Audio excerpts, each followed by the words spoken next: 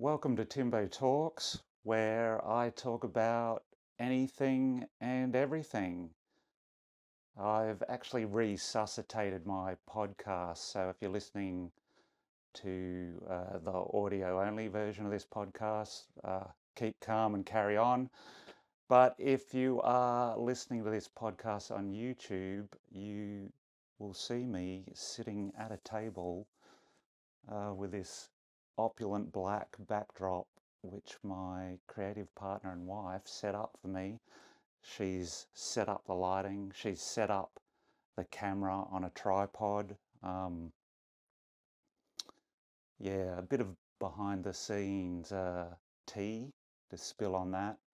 I made a video for my vlog, which was a review of the movie Joker, Folie à Deux. I filmed it myself by going up to a park.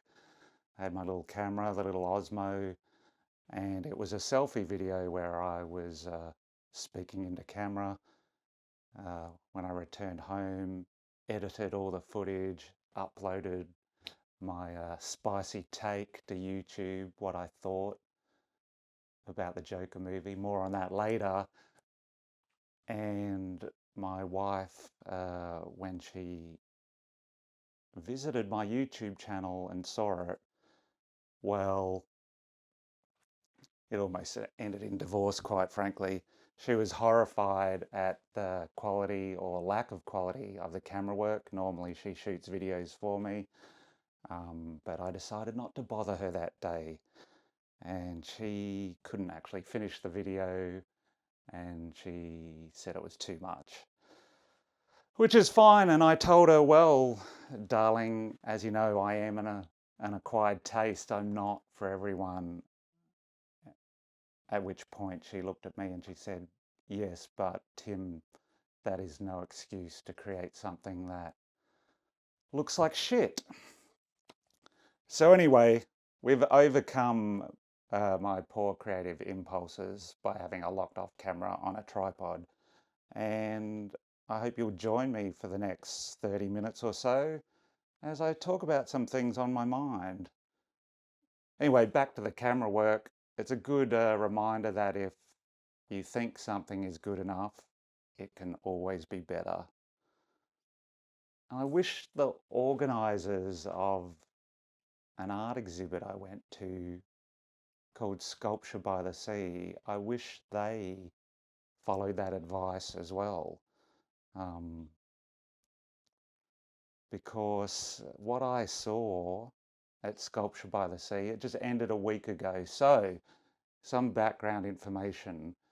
In New South Wales, along the coastline from a suburb called Tamarama to Bondi Beach, there's a coastal walk along the cliff overlooking the beautiful Pacific Ocean. Even my international listeners would be familiar with Bondi Beach. Everyone knows Bondi Beach. It's a world-class piece of coastline. You know, maybe it should be heritage listed. It's so spectacular.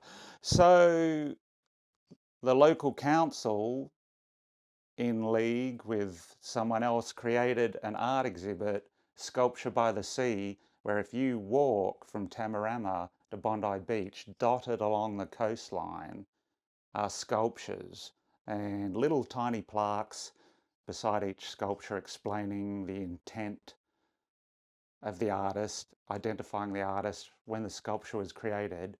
I mean, it's a fantastic idea for an art exhibit. You're not confined to a building, you're enjoying the great outdoors, the fresh salt air coming off the ocean, streaming sunshine, the most spectacular piece of coastline in Australia, perhaps the Southern Hemisphere. And along the way, you stop and admire the work of talented artists. The problem is that I don't think the organisers actually got in touch with talented artists, because what I saw really qualified as illegal dumping.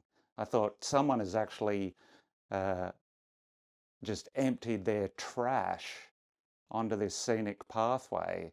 They should be tracked down and fined, and they should clean up their mess. But no, my mistake. What I thought was abandoned rubbish or illegal dumping were actually the sculptures themselves. I mean, they were so bad, I'm in fear for our culture, for our society, because I don't know, beyond maybe 3 or 4 sculptures that were okay. And some of them you may have seen online before. There was uh, an emaciated looking spaceman standing on the cliff with the ocean behind him, a reflective space helmet. That was kind of cool. Uh, there was a banana that was being peeled. So a yellow banana with the skin being peeled, but instead of the fruit coming out the end of the banana, a great white short shark was coming out of the banana. That was kind of cool, a little strange, but I'm quite a big fan of bananas and sharks, so that was fine with me. And there was a big chrome rocket ship. Um, that was kind of interesting, but looking at it, it clearly looked like the rocket ship from one of those Wallace and Gromit movies. I think the first Wallace and Gromit movie, whereas that rocket ship, I think that's A Grand Day Out, where Wallace and Gromit go to the moon because Wallace likes cheese. That rocket ship was red and covered with rivets. This one looked like the same rocket ship, but more elongated, and it was chrome. So nice sculpture, but I think the artist completely ripped off Wallace and Gromit, which, is appropriate because I thought the whole thing was childish. So beyond Banana Shark, Spaceman, and Wallace and Gromit's rocket ship, the sculptures were appalling. Now, I was explaining this to a friend, and she said, well, Tim, clearly you are not a big fan of modern art. And, maybe she's right. Maybe a lot of this stuff qualified as modern art, but I'm sure there are examples of modern art that are executed more professionally than this. Like, I'll give you an example. One sculpture, which I had to circle back and look at twice before I even realized that it was part of the exhibit, the grass beside the path was spray painted. That was the extent uh, of the artist's effort, spray painted grass. I mean, what the hell? Another one just looked like a pile of sticks. There was another one which just looked like car parts welded together. I mean, that's not even like, that's showing like zero empathy to the spectacular coastline. It's possibly even disrespectful to the traditional owners of the land. I mean, where this is where we've got to after Europeans came here, illegally dumping rubbish on a spectacular piece of coastline and calling it art. So I thought it was terrible, but this isn't a rant about art I dislike. Yeah, back to art. Really, some of it was so bad that if you went to your local rubbish tip and just randomly threw your hands into the garbage pile and pulled something out, what you would pull out and you would be looking at would be the equivalent of Michelangelo's David compared to some of the crap at Sculpture by the Sea. Banana Shark, Spaceman, Wallace and Gromit's rocket ship, honourable exceptions. Um, but I don't think this is about my personal taste. I think our standards are so low and examples of professionalism are so few and far between that what I experienced at Sculpture by the Sea, that's as good as it gets for our culture now. Like, our culture really appears to be running on fumes. Like, where are the great movies? Where are the great plays? Where are the new great novels? Like, everything is either a rehash or trying to create something new. The talent, the artistry, the ability, the vision just isn't there. Um, there's a term for this online. So now we live most of our lives online. We rely on online services, whether that's internet banking, our entertainment online. We watch shows, movies on streaming platforms. Uh, we can buy our groceries online, other things online. Um, Catching Ubers, well, that's online because that relies on an online platform. Uh, Little bits of software we subscribe to make our life easier.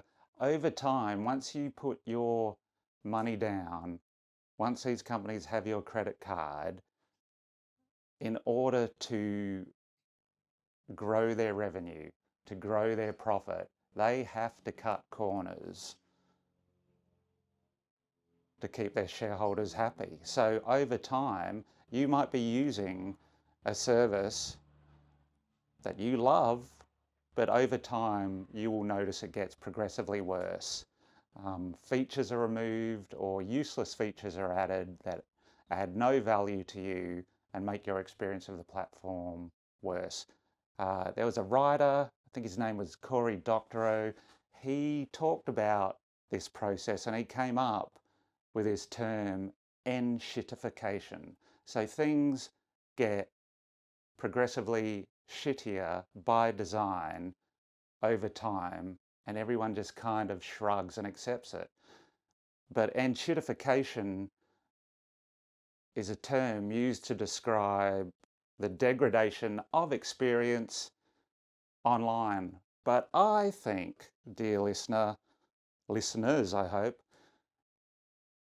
and shitification has actually spilled over into our world. So that attitude of, well, we'll advertise this event, Sculpture by the Sea, and we'll drum up interest for it, and lots of people will come down and visit, and that will be enough. It doesn't actually have to be good enough to hold their attention because they're already there.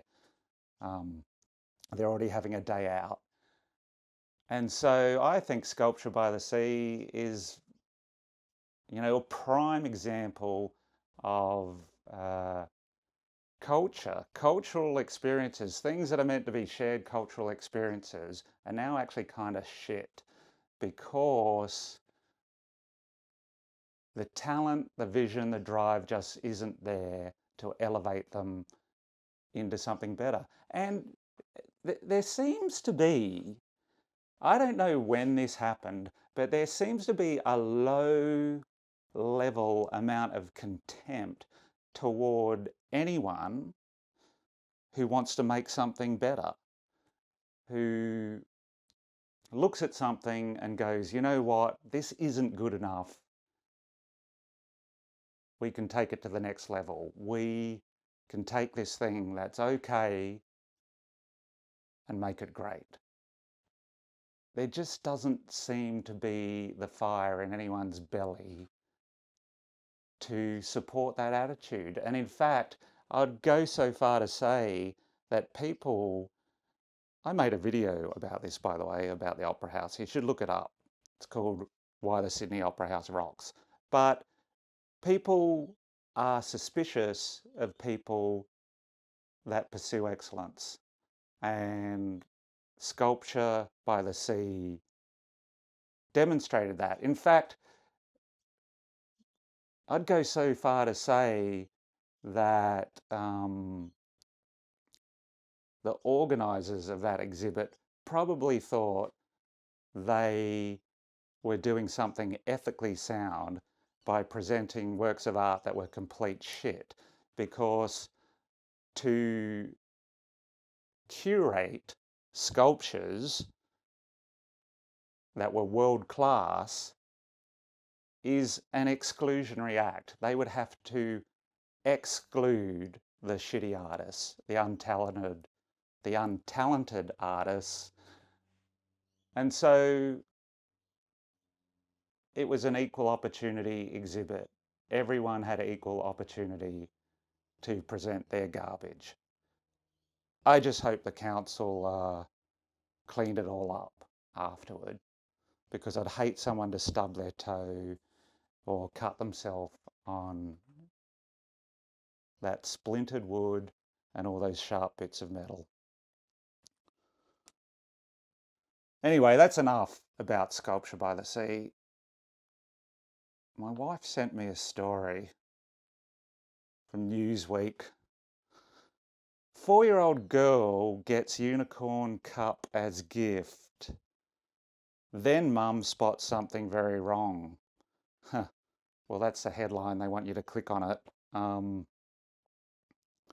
This is interesting. This is an example of a clickbait headline that I clicked on, and the story is pretty interesting.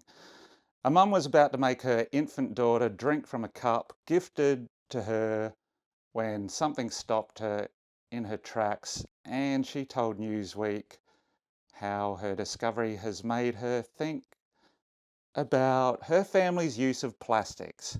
Veronica from Canada had thought nothing of making her 4-year-old something to drink in the new pink unicorn and rainbow themed cup.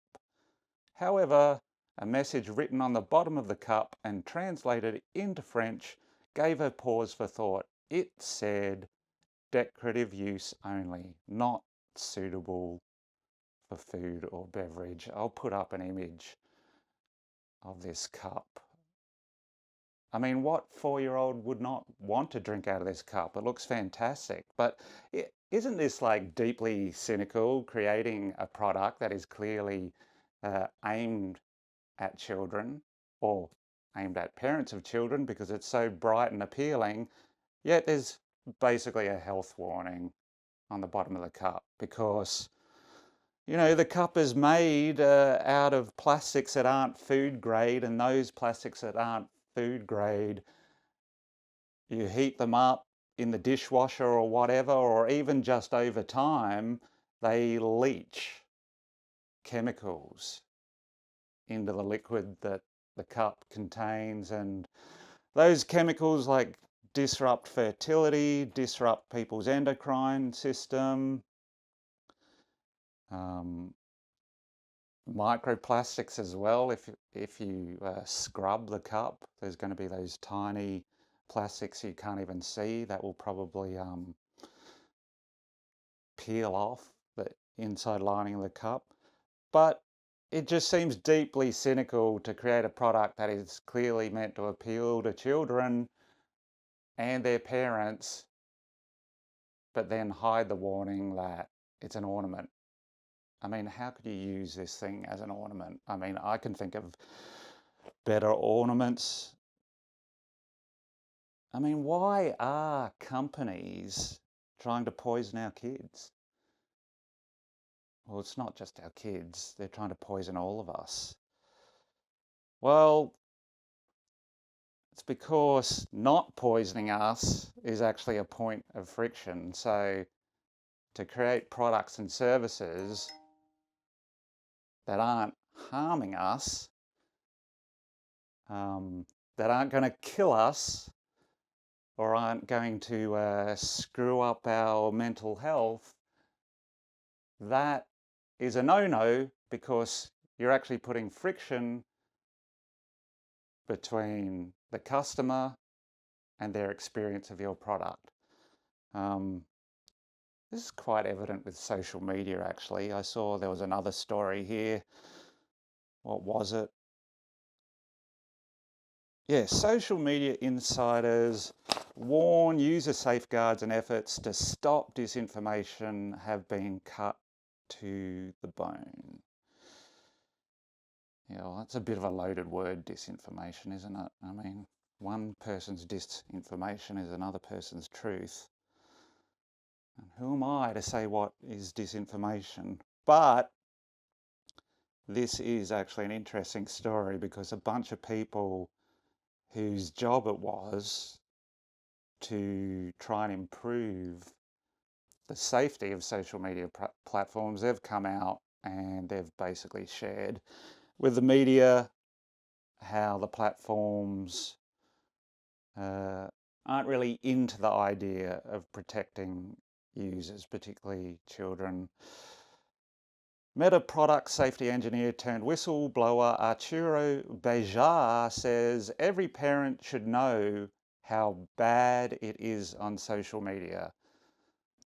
Blah, blah, blah. He left Facebook in 2015, but rejoined the company in 2019 because he was so concerned about the unwanted sexual advances his teenage daughter was experiencing on Instagram. So there's a guy who used to work for the platform, left, had children old enough to start using Instagram, and I don't know, they're being propositioned or something nefarious happening, and then that was enough to actually send him back to the company to try and make things better. That's admirable rather than just like sit there and complain about things. Much like this podcaster, Arturo tried to make things better. In October 2021, Beja wrote to founder Mark Zuckerberg to warn him of the dangers to young people. Beja pointed to internal company research that showed 51% of Instagram users say yes to having had a bad or harmful experience in the last 7 days. Yeah, I mean, I'm not a big fan of Instagram. Like every time I share a video or a reel on there, hardly anyone sees that. And that upsets me. So I classify that as a harmful experience as well. But this obviously is a lot more serious. The research also found more than a quarter of 13 to 15-year-olds said they had received unwanted sexual advances. Beja says that Zuckerberg didn't even bother to write back. I think that the company cares more about protecting its reputation and the risk of a leak than they do to understand actual harm and reducing it. Well, you know, this isn't that far removed from the 4-year-old's unicorn cup, is it? It's not that the owners of these platforms want young people to have these awful experiences, or do they? No, it's that it's just a quagmire. It's a nightmare for them to make the beast better. And so I know Instagram now has some new platform just for teens, so maybe they are making an effort for it. But, you know, policing the behavior of other users who do shitty things like proposition 13, 14, 15-year-olds, it's difficult for these platforms. It's an expense. They have to hire guys like this Arturo, but then since Musk, when he took over Twitter, now X, and he fired a lot of people, the other platforms, Meta particularly, they looked at his actions and they're like, well, we don't need all these people trying to improve safety either. And so a lot of these people have lost their jobs. But, you know, these jobs are freaking horrendous. Like, listen to this. In this article, this guy's another guy. What's his name? Zavika Krieger. Yeah. Zavika Krieger says that companies tend to see harm. This is a guy who worked for Meta. Tend to see harm reduction measures as points of friction, what I was saying. Slowing down the user experience of the platform, potentially turning them off it and leading to a loss of revenue. But his job was the most horrific job I've ever heard. Listen to this. This is a long article. I'll have a link to this in my show notes. Krieger, Zavika Krieger. He was hired to address user safety when he went to work for Facebook in 2020. It came at a cost. Listen to this. Spending 2 years every day reviewing the worst of the worst, CP, I'm not going to spell that out, and human trafficking and violence and extremism, body dysmorphia, suicide, all of those horrible things. It weighs on you, Krieger says. After 2 years, Krieger left Facebook completely burnt out. Yeah, no shit. I feel burnt out when I spend too much time on social media, and I'm not seeing any of that stuff, obviously, but just some of the stupidity and polarized opinions. I mean, this article talks about, it criticizes Elon Musk because, he's in everyone's crosshairs, particularly because something happened in the US last week. I think there was an election. Don't quote me on that. You might need to look into that yourself. But one of his critics said that Elon Musk has like weaponized disinformation or something because the candidate they didn't like got in, whereas if the candidate they liked got in and that candidate was playing the social media game like the candidate that got in, is that weaponizing disinformation? I don't know. But like when I spend too much time on these platforms, what I see weaponized is stupidity, like the awful hot takes, the blatant attempts at engagement farming, people just making empty-headed statements so people will descend on their post and argue with them. So that boosts the reach. The algorithm sees all that controversy and goes, wow, this post is hot. I'm going to send Tim's post. Not that I ever stoke the flames of controversy. I'm going to send Tim's post to as many people as possible. I don't think the issue is disinformation has been weaponized. I mean, we're adults. We should be able to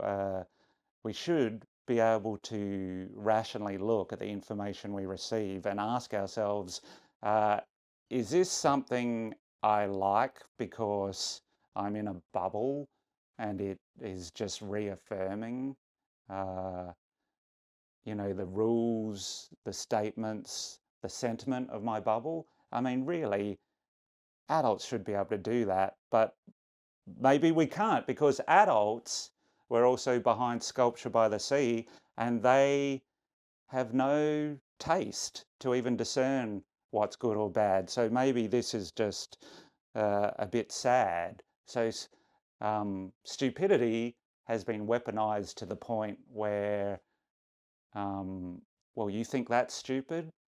Get a load of this stupid. Sculpture by the Sea.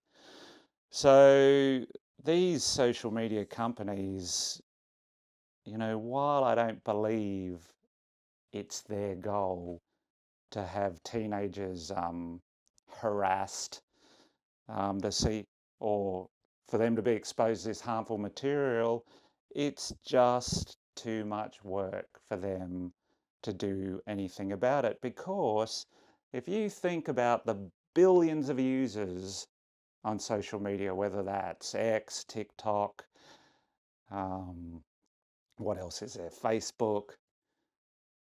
I won't say Pinterest. I can't imagine there's billions of people on Pinterest. Maybe stupidity has been weaponized on Pinterest as well. So instead of like delightful mood boards or kitchen renovation ideas, maybe people have boards dedicated to stupid takes. I don't know. I don't go on Pinterest. But anyway, billions of users, and you scroll your phone when you open an app. And so billions of users, not just users, but companies who also want to pay the platform for their ad, visit Sculpture by the Sea. So the Sculpture by the Sea ad trying to entice you down to the coast, but psych, It's not really an example of humanity at its best. It's just a big pile of garbage by the ocean. At least if you turn towards the ocean, you would see the humpback whales migrating back to the Southern Ocean. So there was that. Yeah, so these ads, some of them are harmful, Sculpture by the Sea, appearing in your feed. They have money behind them, but then your friends and family, connections, they make their own posts as well. Billions of users, it is like the ocean. Those billions of users is like the ocean trying to go down the spout at the bottom of a funnel. Not everyone who has something to say or wants to share a picture of their holiday or, wants to share how bad Joe Biden is or how bad Donald Trump is or whatever, they can't all reach the bottom of the funnel. There is not enough real estate in the news feed of the social media platforms for everyone to be seen. And that is actually a decision. How does a social media app know who to prioritize? Well, obviously advertisers are going to get prioritized. The more they spend, the more likely it is that you will see their ad about their exhibit, about their trash pile down by the ocean. But everyone else, maybe the people with more followers, their post gets prioritized higher than your post. You only have a few followers. People aren't actually making those decisions. They can certainly fine tune it. They have actually created an automated process based on machine learning, which is a subset of artificial intelligence. They've created a program that runs itself, which is what we often refer to as the algorithm, the almighty algorithm. And it was designed not to show people harmful content, we'll get to that later. It was designed to prioritize who gets to see what in the feed. So it's trying to solve a problem. Billions of users, but only a limited amount of screen real estate in the feed, unless you scroll endlessly. And so the machine learning algorithm looks at every post being made. Let's just put the paid posts aside for the moment. The organic posts that your aunt has made, or your uncle, friends and family, and it rates every post. And this is actually happening really quickly. It goes, is this post of interest to such and such a people? And it looks at how engaging your last post was. It looks at the structure of your post. So this is lines of code making judgment all the time. And it's like a genie that has been summoned to fulfill the wishes of its master, in this case, Meta or ByteDance, who own TikTok, or X. It's like, what content needs to get in front of people? And the workings of that algorithm are somewhat opaque, even to the people whose job it is to look after it. But the point is it does it on its own. It does not require teams of people to keep it running. They can fine tune it, change its oil and water, whatever, and make changes to it, but it's doing this day in, day out. And some of these algorithms are far more effective than others. TikTok, people are worried about TikTok because their algorithm is just so effective. You click on, you click on a video of a frog And next thing you know, it's frog everything. Oh, you like frogs? You really like frogs, don't you? You love frogs, don't you? I'm going to show you as many freaking frogs as your eyeballs can handle. You want to see frogs? Here's frogs.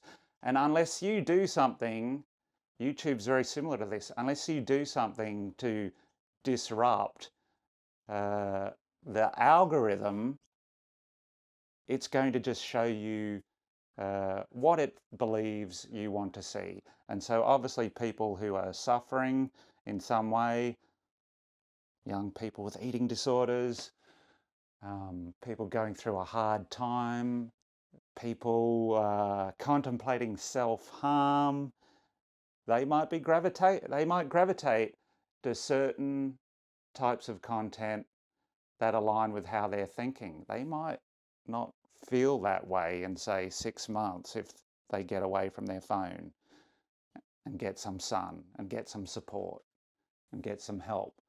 But the algorithm in that situation is a really bad entity to spend time with, because it's going to show you more of what it thinks you want. And if what you want is harmful in the sense that it makes you feel bad, or it just reaffirms a negative narrative, it's just going to double down on it. And so the thing that was created to solve a problem, the algorithm, is now out of control. But cynically, the caretakers of these algorithms, the companies, they know it does this. Just as tobacco companies knew that their products weren't great for you. So the caretakers of these algorithms know that, but they don't really want to stop it because it's a point of friction. They think the user experience of other users will suffer, and their thing is, how many new users can we bring on? Because the last thing a platform wants is to reach stagnation, where the new users coming on every month, or even the amount of monthly or daily active users declines, because that's less eyeballs for advertisers. It makes the platform less appealing to advertiser money. And the platforms, they want to grow the user base because they want to grow their share of digital advertising as well. So, where am I going with this? It's like I've spent so long talking about this. I've been effectively been scrolling on my phone for so long, I don't even know what I was looking for. I'll get back to the point. Oh yeah, the algorithm. There was that movie from the 1940s. No, I was not around when it came out. I saw it as a child many years after it was released. Walt Disney released a movie in the 1940s. It was a flop, but it was a bold artistic experiment filled with stunning examples of artistry, courtesy of the highly skilled artists and animators who worked on the movie, unlike Sculpture by the Sea, which was a pile of shit. So in Fantasia, the idea of Fantasia was it would be animated segments, hand-drawn animation, painstakingly rendered by the artists, and each animated sequence, which bore no connection to the previous or subsequent sequences, were animated to famous pieces of classical music. And the most memorable animated sequence in the original Disney's Fantasia was The Sorcerer's Apprentice, which starred Mickey Mouse as the Sorcerer's Apprentice. Briefly, that story is Mickey as the apprentice is working for a very imposing person, the sorcerer, in a big stone tower. The sorcerer is going abroad to do something, leaves Mickey a bunch of tasks to do, forbids him access to the sorcerer's book of spells. don't look at that. And so off the sorcerer goes. Then Mickey has to get through all the chores to keep the sorcerer's tower clean, sweeping, mopping the floor. But then he's tempted during the animated segment to crack open the sorcerer's spell book, and he recites a spell which turns his mop into a living being. So it's still a mop, but it sprouts arms and it walks along on its mop, and then he starts multiplying the mop, and so these sentient mops are off autonomously working to clean the tower, but then they get out of hand because, you know, they're fetching water to mop the floor, but they won't stop. They just keep on scooping water up until, you know, the tower's flooded, Mickey's almost drowning, everything's a mess. There are thousands of these anthropomorphized mops running around. They won't stop no matter how many times Mickey tries a counter spell, even tries to like chop them up with an axe, but that just splits them off into more mops. And then eventually the sorcerer, who's responsible for all this, like comes and fixes the problem with his, you know, mad magical skills. Anyway, Mickey's experience with the mops that go rogue and autonomously go off to complete the task they were created for. This is a lot like our algorithms. So, I mean, the people that originally built them, I don't know if they're around. I don't know how much the people whose job it is now to look after them, the engineers, the programmers, I don't know how much they know about them. But yeah, they're just doing the thing they are designed to do, which is to keep you glued to the feed. And if you are creating content, to also reward you as well with new followers, new eyeballs. So yeah, that's where we are with algorithms. It's a runaway process. Everyone knows they're no good, they're harming us, but we just shrug and go along with it. Like with thousands, maybe hundreds of thousands of people that attended Sculpture by the Sea. I mean, surely we bear some collective responsibility for going along to such an awful exhibit and not starting a podcast to complain about it, or writing a sharply worded letter to the organisers. Oh, I know what I was going to talk about. So, yeah, the algorithms. So, these tech companies, like your social media or now AI, like ChatGPT or Microsoft Copilot, you access it through your phone, but it's not on your phone. The thing that gives it all its juice, all its power, is actually sitting in a building somewhere, often in another country. So the infrastructure that runs generative AI, and even you know, a lot of the machine learning processes that run the social media news feeds, that's all sitting in what is called data centers, and there are just row upon row, rack upon rack of machines in these data centers. And you know, a lot of these technology companies, they push this idea that the infrastructure, the technology that they're putting into data centers is energy efficient. But the problem is, energy efficiency aside, and there's some debate about that because the energy requirements of AI is pretty big, the demand for machines powerful enough to run all this stuff is increasing at such a rate that all these row upon row of infrastructure and servers, they're not up to the task. So there are warehouses filled with machines that will actually have to be replaced soon. It's another story. Generative AI will soon generate millions of tons of electronic waste, study suggests. In short, huge data centers built for generative AI will produce millions of tons of electronic waste, or e-waste, by 2030. That's not far away. That's just over 5 years away. The equivalent of discarding billions of smartphones, a study suggests. So all those funny pictures you see on Facebook, those funny AI generated pictures, everyone has a chuckle over.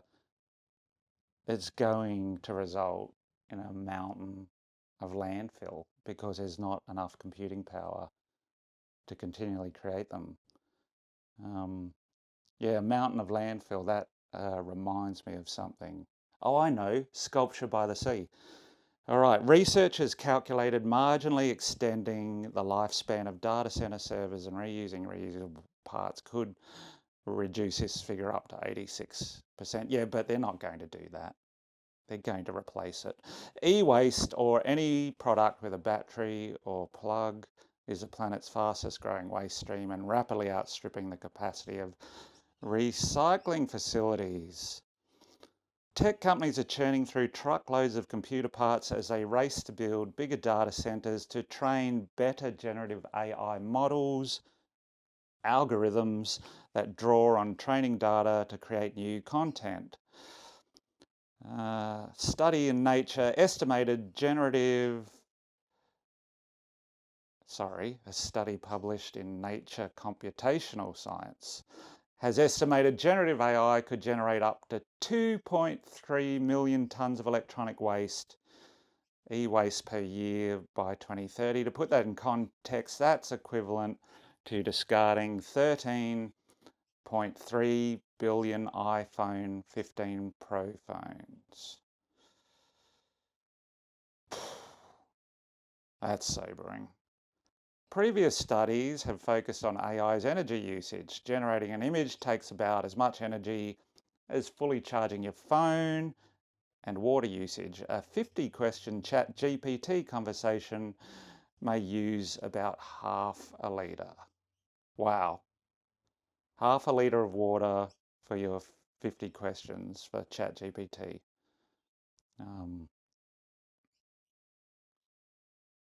Generating every funny image you generate of the politician you don't like.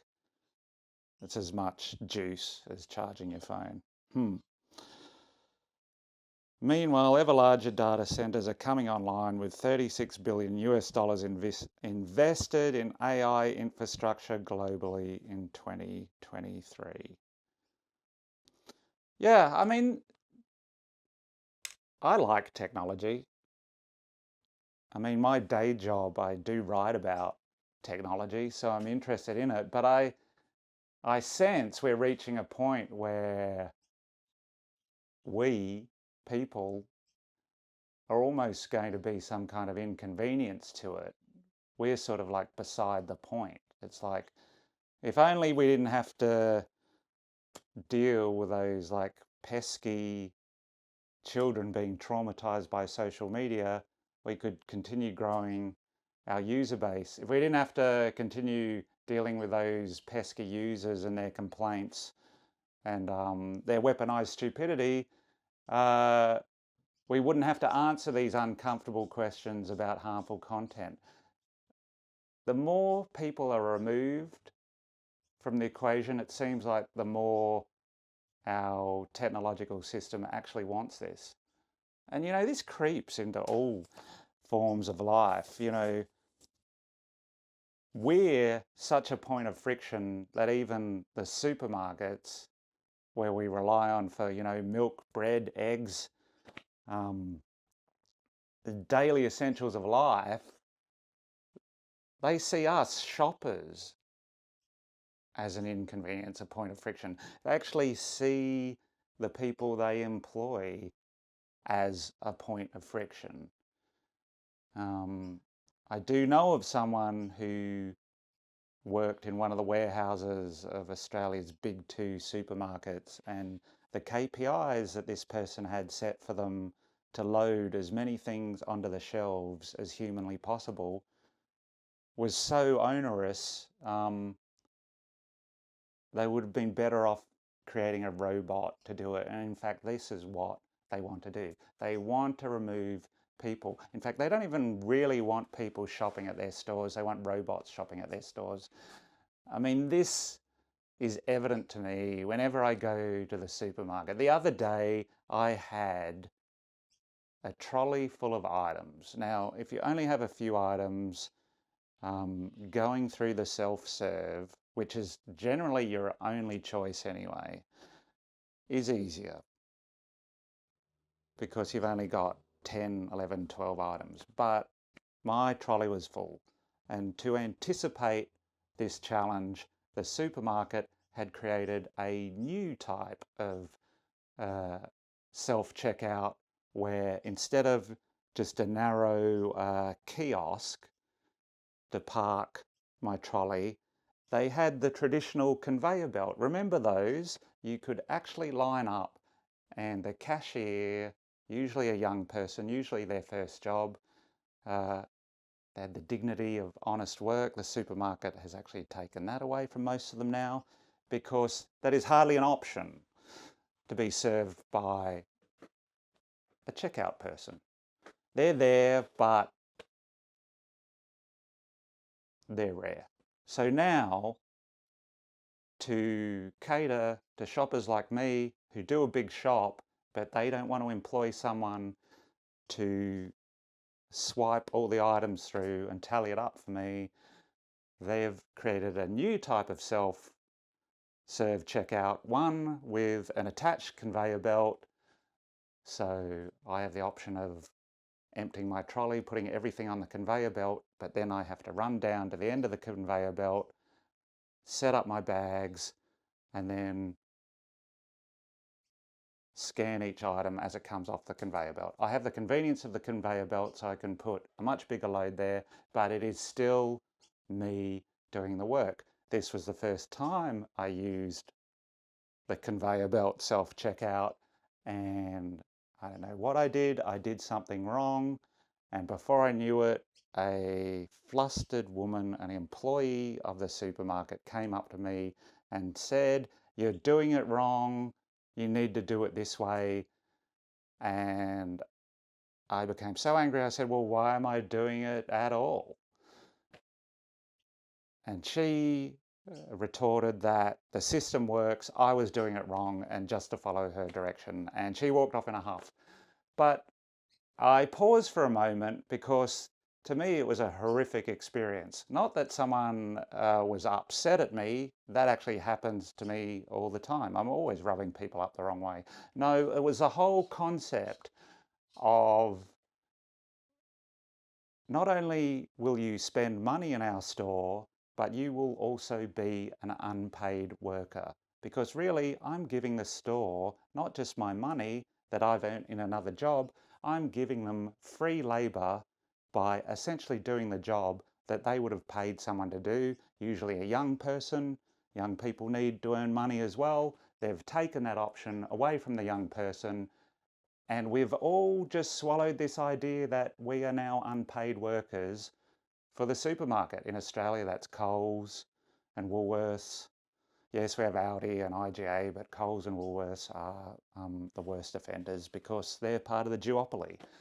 And so, and the woman who berated me, clearly flustered because these machines don't work always as advertised. Like, you can scan something wrong, or you can pull the piece of fruit away too quickly before it's finished weighing it, and then the machine locks up, and then a red light flashes on it.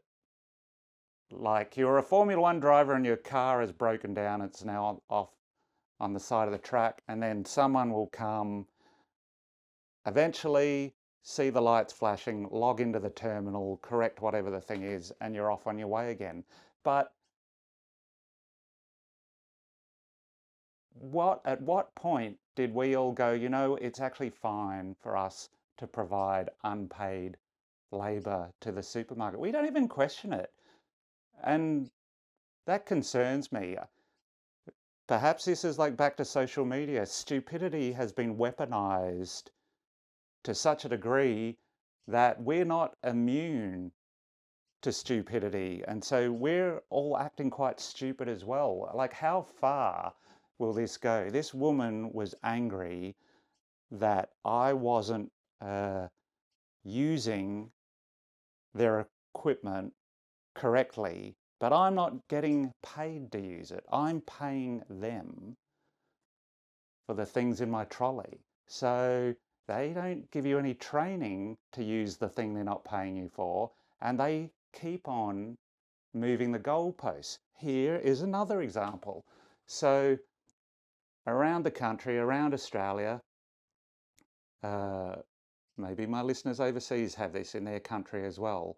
There are these large automated receptacles in car parks outside supermarkets, outside grocery stores, where you can take your plastic bottles, your now empty plastic bottles, and you feed them into the machine. It scans each bottle, plastic soft drink bottles, whatever. I don't think you can put alcohol bottles in.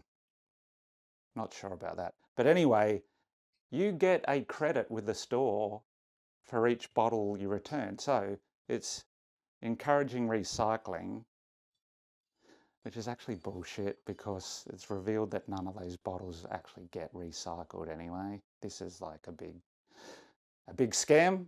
Nevertheless, it encourages people to think about recycling. You put it into the machine, each bottle that goes in, you get a credit. So, you know, maybe you put in 30 bottles, I don't know.